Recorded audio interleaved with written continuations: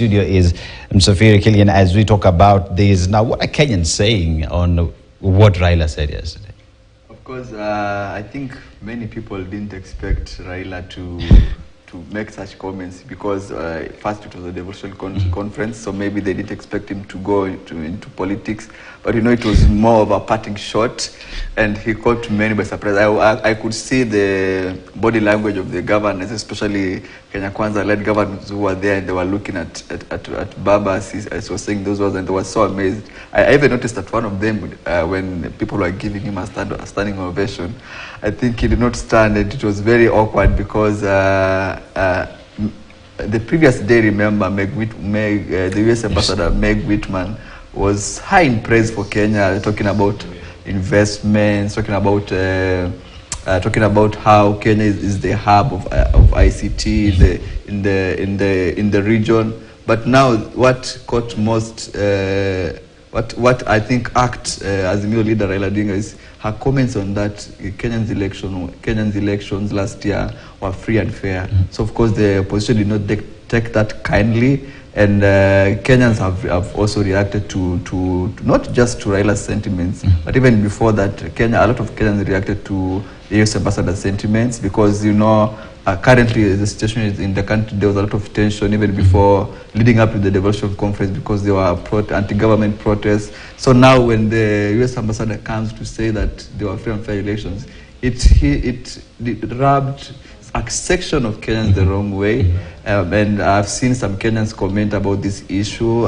Some of them are criticizing Raila, saying that maybe it was not the right platform to bring such an issue up, but still people maybe who are allied to Azimio and ODM leader Raila Odinga are actually supporting him, saying that of course the U.S. should not interfere in the affairs of Kenyans. And I think as we still remain on what Raila said yesterday, he mentioned something to do with that Mandamano has brought about the issues to do with the Finland and Canada saga, and that Mandamano is a good thing. So what's just your comments, and also what are Kenyans saying towards that? I think in Kenya, protests are usually very controversial. I don't know about you, Aseto, but personally, when I was in college, we used to have strikes, and strikes are never sweet without tear gas. Tear gas, you have to eat it. Yeah, but you know, at some point it escalates, and now there are cases of police brutality. So I think to some extent, protests actually work. Because we've seen, like in the Finland case, it has drawn a lot of attention to the case, and now we have the U.S. senator who's now facing charges because of the people really came out and demonstrated and protested, and now we are seeing that it actually worked. So Raila was also saying that Mandamano works, but what doesn't work is when police come and interrupt people. All right, then there is a new issue that is taking the internet on a craze right now. That is Madhe Wangara. You know, we remember that there's this lady who was allegedly arrested. Turns out that whoever was arrested was not the Madhe that police said was arrested. And guys also making fun with this, linking her to Pablo Escobar, saying the real one is not here yet. So, I mean, what are Kenyans saying with regard to this? And also, how does this paint the security apparatus on the fact that they arrested the wrong person? I think the police have been under the spotlight for the recent past. First, we had the case of the police brutality during Mandamano. And then remember, like I think 1 or 2 weeks ago, we had the case of the DCI officer who was attacked by a gang in Kayole. And then what also stood out was that there's a police van that seemed to appear at the scene, and then it drove away without responding to the situation. And now we have this story of Madhe Wangara, which people are not sure, is it a mistaken identity or is this an accomplice that the real Queen of the South, now she's been christened as Queen of the South after a Netflix series, of course.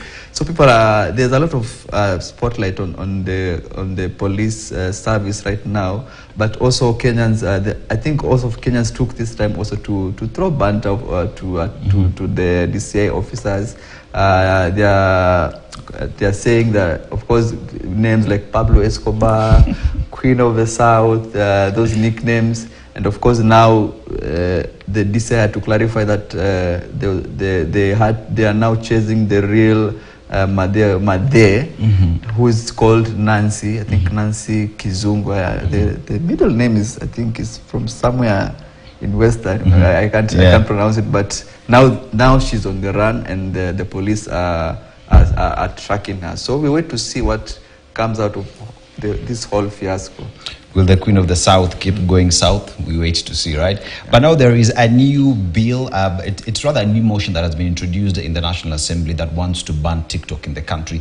This is with the fact that Kenya is actually one of the biggest consumers of TikTok. So how does this go? Because even some legislators have said, if you have a problem with TikTok, get out of it. Because I personally, like Imani Shunga was saying, I'm on TikTok and I like it. I don't know if you're on TikTok, Dennis. I am on TikTok, bro. I am on TikTok. That's good.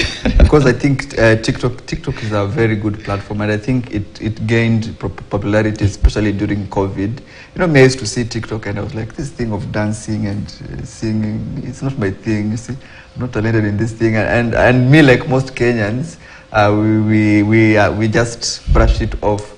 But now it's come to a point where Kenya is actually, according to a Reuters report, that is the leading global user of the TikTok platform. So and it's understandably so, because Kenyans are very creative, Kenyans are very innovative and very expressive, and I think TikTok has given Kenyans, many Kenyans, a platform to show their creativity. And on top of that, also we've seen people who are actually earning out of content creation. So when this bill came, rather this motion was proposed to Parliament, it was a hot debate in the Parliament also, because it's a platform that you cannot just wish away, and especially because the freedom of expression in Kenya is guaranteed by the Constitution. So doing away with any platform, leave alone TikTok, because there are concerns of nudity.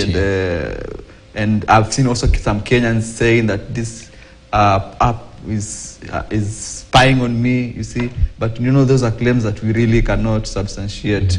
So so the cause now, the conversation now is shifting to how can we regulate the usage? How can we ensure people's data is safe? How can we ensure that people who are underage, for example, are shielded from content? Because even other platforms, you'd find there's explicit content. It's not just TikTok. So there should be a whole conversation about how to regulate the usage of such platforms. Yes, and it is a petition that was presented before the Speaker of the National Assembly, Moses Wetangula.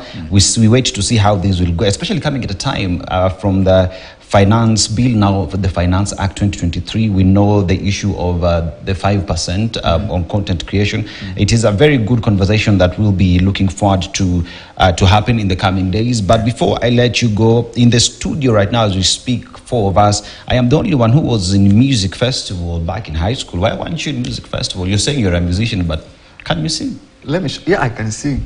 Do you know, actually, in one of my interviews, in my job interviews, I said I can sing, and the interviewees asked me to sing a verse, and I was like, okay, I wasn't seeing this coming, but I sang. I've actually sang. I've sang in the choir, in the church choir. I didn't sing in high school, but after joining college, I was in Maseno University, so I sang for a church called All Saints Maseno, and we actually went to competitions and won. I sang the bass line. The bass line? Yeah. Well, I can't hear no bass, but anyway, he says he can sing. I say that we wait to see that someday. My director says you should sing in the studio someday. I will. You will? Yeah. All right. On that note, I think we take a short